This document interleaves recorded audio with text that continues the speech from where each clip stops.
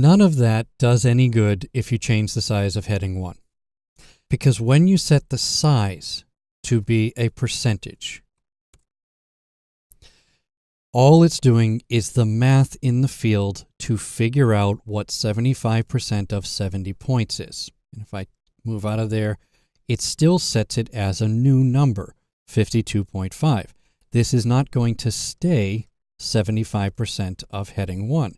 If I resize heading 1 down to, say, 35 points, heading 2 doesn't change size.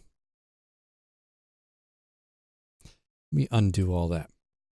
There is a way to have these relative type sizes actually relative, where changing the master or parent actually changes the others proportionally. And it's a bit of a weird workaround. The way you do it is go into the style.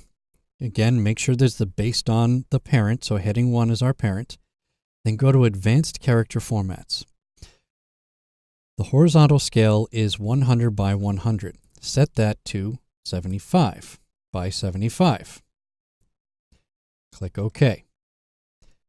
We'll set heading 3 to 50% by 50%. And click OK. And we'll set heading 4, Advanced Character Formats, to 25 by 25%. Hit OK.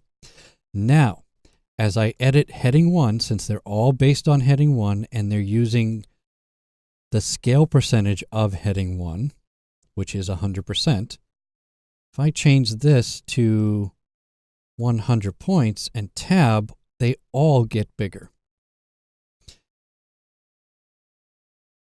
If I change this to 60 points and then redefine the style, all 4 sizes get smaller. So now they're really relative to each other's size. Well, technically they're all relative to heading 1 size. I could have based heading 3 on 2, could have based heading 4 on 3, and made each one 50% of the other, or 85% of the other, or whatever percentage. But the trick is to change the advanced character formats to be a percentage. And then whatever size this winds up being is actually based on that, on heading 1. So whatever size heading 1 is, this becomes 75% of it.